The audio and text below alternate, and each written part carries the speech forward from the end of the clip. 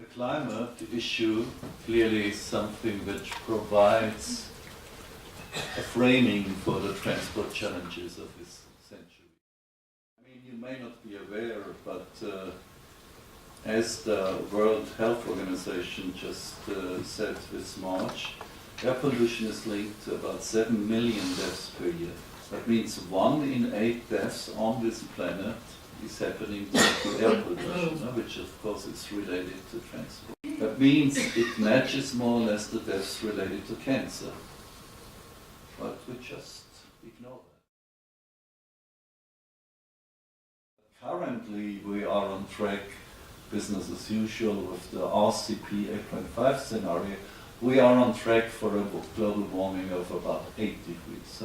And you see from the deep, cool ice age up to a sort of hot age, this would be a roller coaster development spanning about 12 degrees global warming on average.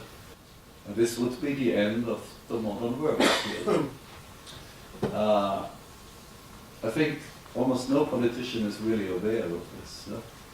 But within just a second in the age of this planet, we're completely reversing the natural cycles. And what will happen? I mean, often compare the climate system to the human body. And that may also be appreciated if we talk about 2 degrees warming. Because everybody says, well, if I step out of this room and go down to the street when I will experience a 15 degrees change in temperature, but you do not experience a 15 degrees in your body temperature. That would be fatal for you. And actually, when we talk about global mean temperature, then this is the body temperature of our planet, actually, where you have all types of feedbacks in order to keep it stable. Now, 2 degrees for your body means you will have fever, so you would rise from 37 to 39.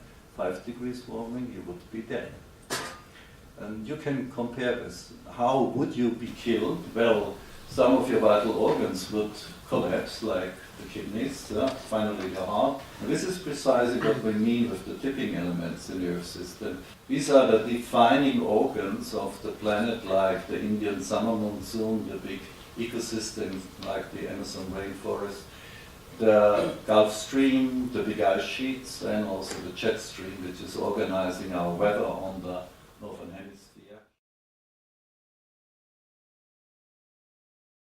This is an interesting chart which you are certainly aware of, that this is the greenhouse gas emissions from in CO2 equivalent since the year 1970, and you see of course the emissions grow. This is no surprise. But it's interesting how the mix is changing. So you see the biggest growing part is clearly just from road, individual transport, freight, and so on. Then you have 2 other things that are increasing. So you have international shipping, very important, but very appropriate for globalization, while sort of domestic shipping, national shipping is more or less constant, and international air travel. So these are the 3 big challenges. Individual road transport, built on combustion engine mobility, second, international air travel, and international shipping.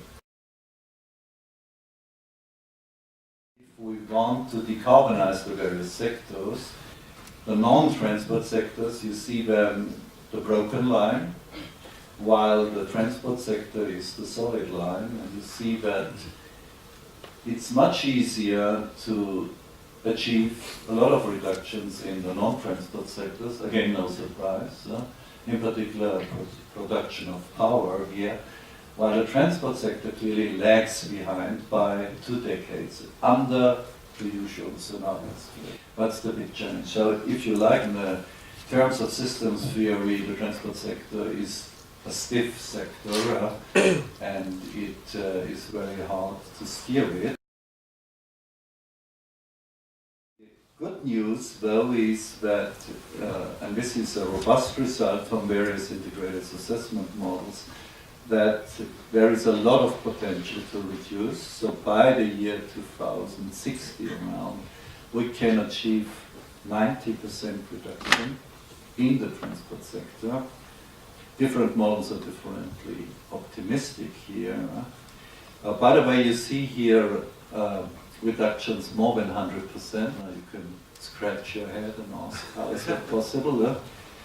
But it means that the transport sector for biofuels can go into negative emissions, which can be a very important contribution to climate stabilization. Actually, after 2017, we probably have to go into negative emissions by using biomass and carbon capture and sequestration in order to extract 2, 3, 4 gigatons carbon from the atmosphere every year in order to keep within the 2 degrees limit. So that's another amazing challenge.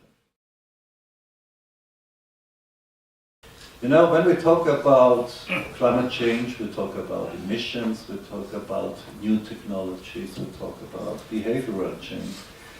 But in my view, the second defining issue of this century is, apart from the challenge of climate change, is the ever-widening gap between rich and poor people on this planet. Rich and poor countries, but also within the countries, the gaps are widening. And this is something that will stop globalization in the end, even if we would have no climate problem. But the two things are clearly related.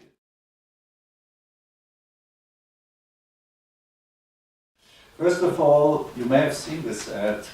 The amazing thing is that 85 people on this planet own as much as the poorer half of humanity. So they own as much as the poorer half of 3.5 billion on this planet. I don't think this is a stable situation.